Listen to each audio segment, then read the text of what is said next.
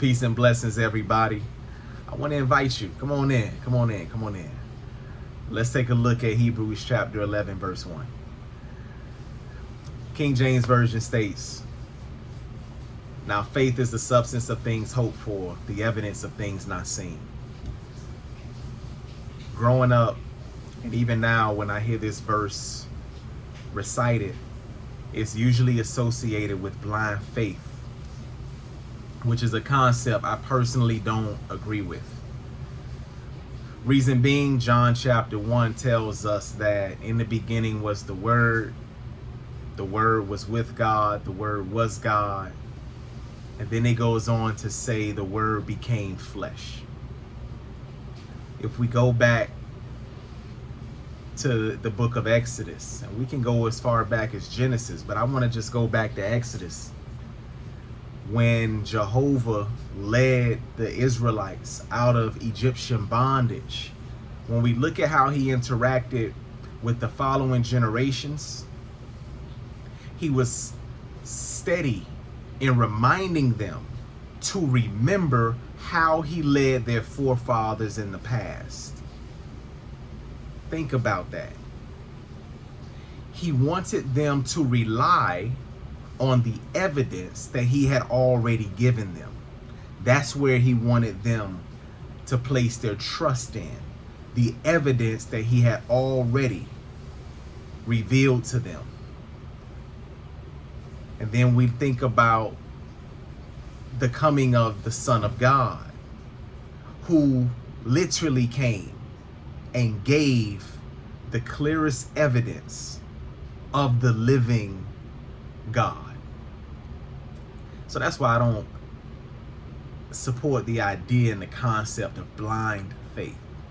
But when we look at this verse, mainly in this translation, it's easy for us to think that because we use the word hope in modern day times as anticipating something that we haven't yet realized. And then the verse goes on to say the evidence of things not seen, which paints the picture that, oh, we've never seen it. How do you have evidence for something that you haven't seen? So let's try our best to break this down just a little bit so we can walk away from this with a better understanding of Hebrews 11:1, a better understanding of what it means to have faith in God. So first, let's start with the Greek word pistis, which is where the word faith, belief, trust, that's what the root is, or that's where those terms are all translated from the same Greek word. So John 3:16, "For God so loved the world that he gave his only begotten Son, that whoever believes in him would not perish but will have everlasting life." Believes in him. Again, faith, trust, believe, from the same Greek word pistis. Now, let's look at the word substance. Sub has to do with being underneath, like a submarine that's underwater. Stance has to do with standing on. So another word that we can use in this verse is faith is the understanding of things hoped for, the evidence of things not seen. You see how just switching that word, switching the word substance with understanding paints a very different picture, doesn't it? Now, notice the picture that's painted, how colorful it becomes when I read this same verse from the Remedy version. Check it out. It says, "Now trust." The Remedy version uses the word trust instead of faith. Now trust comes from our understanding with God, because he has demonstrated that he is trustworthy to fulfill what he has promised. It goes on to say, "And by trusting in him, the one who made the promises, we are confident of what we hope for and are sure of what we do not yet see." Tell me that picture isn't colorful. before your eyes. You see, our Heavenly Father has given us reason to believe in him. You know who lacks evidence? Satan. He's the one who tempts, who deceives, because he does not have truth on his side. But when you have truth on your side, all you have to do is present the evidence and leave it to those who are observing and experiencing for themselves to make their own choice. I want to close with this one. I love this reference. It was shared with me and it makes so much sense. The book of John, after the Messiah resurrected from the grave and revealed himself before his disciples, there was a disciple named Thomas who said blatantly, I will not believe the reports about Jesus being resurrected from the grave unless I'm able to touch his sides and touch his pierced hands. Jesus revealed himself to Thomas. Come here, Thomas. Go ahead and touch me. I know that you're wrestling with doubts. I know that you're demanding more evidence. Never mind the evidence that you've seen over the last 3.5 years with me. You're demanding more evidence. You're putting your confidence in your senses. I'm going to go ahead and satisfy your inquiry. Thomas was then convinced, acknowledged Jesus as his Lord and his God.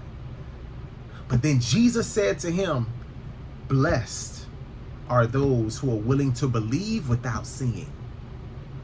In other words, Thomas wanted to see and feel with his physical eyes and with his hands. Jesus says, blessed are those who believe, who trust, who put their faith in me without seeing. But notice Thomas had been seeing him for the last 3.5 years. So surely Jesus wasn't encouraging blind faith. But he was encouraging Thomas to put his confidence in the Christ based on the evidence that he had already been given during the 3.5 years that he was with Jesus, listening to his teachings, watching his interactions with people, seeing him heal, seeing him exercise great courage in the face of the threats from the religious leaders who were bent on killing him. And the same thing comes to you and now. The same situation, same scenario, same opportunity now comes to us. God has given us good reason to put our trust and confidence in him. But the question you and I have to confront is, will we choose to trust in God based upon the evidence that he's already given? Or are we going to depend on what we see and feel with our natural senses? The problem with that is the devil also has ways of deceiving the emotions and the senses of the flesh. Let's trust in the sensible reason that Jehovah has already given us, the way that he's provided for us in the past, the way that he has revealed himself through revelation in the past, the way that he's answered our prayers in the past. Let's take our time to recount how the Bible history has been proven again and again and again of being true by archaeologists, by historians. Science confirms what the Bible has already revealed to us is true. We have evidence on our side when we choose to trust in Jehovah, the living God. Satan is the one that doesn't have the truth on its side. So let's stand on the side of truth. Hebrews chapter 1 verse 1. Or excuse me, Hebrews chapter 11 verse 1. Faith, trust, belief in God is the substance of things hoped for, the evidence of things not seen. King James Version. And let me leave y'all again with the Remedy version, which is a version that I highly recommend that you download on your phone or mobile device, the Remedy. Now, trust comes from our understanding with God because he has demonstrated that he is trustworthy to fulfill what he has promised. And by trusting in him, the one who made the promises, we are confident of what we hope for and are sure of what we do not yet see. Christ is coming again soon. We can bet the house on it because our bet and our confidence is not in the heaven and earth that we haven't yet seen. It's in the consistency of the God who has proven himself trustworthy, whom we have seen because we have experienced him. Be blessed.